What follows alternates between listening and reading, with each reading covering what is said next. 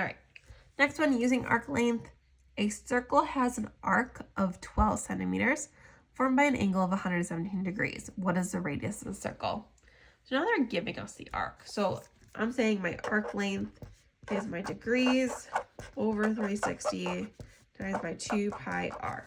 So my arc length, 12, is my degrees, which is 117 over 360 times by 2 pi r. So what I can do is I can figure out what 117 divided by 360 is first. It's just a decimal. Excuse me. Oops, not 17. 117 divided by 360. So that's 0.325. So not too bad. So 12 equals 0.325 times by 2 pi r. So if you wanted to, you could actually multiply these two together. So times by 2, I get 0.65. So I get 12 equals 0.65 times my pi times my radius. Then divide by 0.65. I get 12 divided by 0.65. And that's going to be 18.46 equals pi r, and then divide by pi. Cancels. 18.46 divided by pi. We get 5.9 about. So r equals 5.9 centimeters.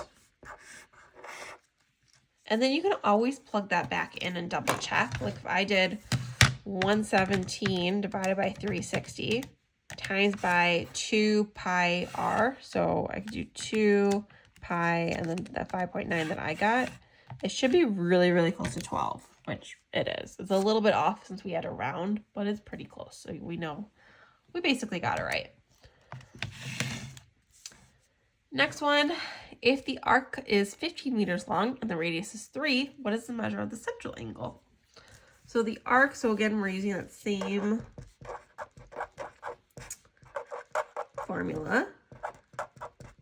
So they gave us the arc was 15.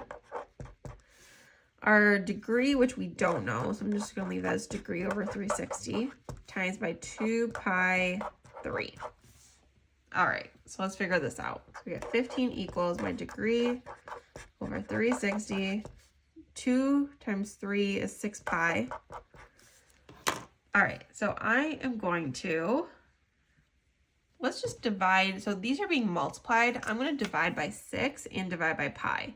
You can do it together, so I'll show you how to do it together. So if I just want to divide by 6 pi all together, I can. You can also just break it up in steps.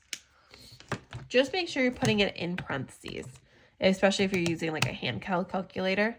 So 15 divided by parentheses 6 pi, like this. This way it groups the 6 pi together. No, you're dividing by everything, that whole 6 pi. So then we get 0.795. So almost 0.8, but I'll do 0.796 just to keep it. Equals degree over 360. Now I'm dividing by 360, so that means instead of dividing, I'm going to multiply to get rid of it and get that degree by itself.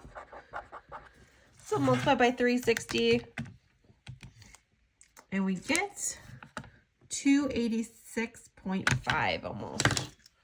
That'd be my degree. So my degree equals 286.5.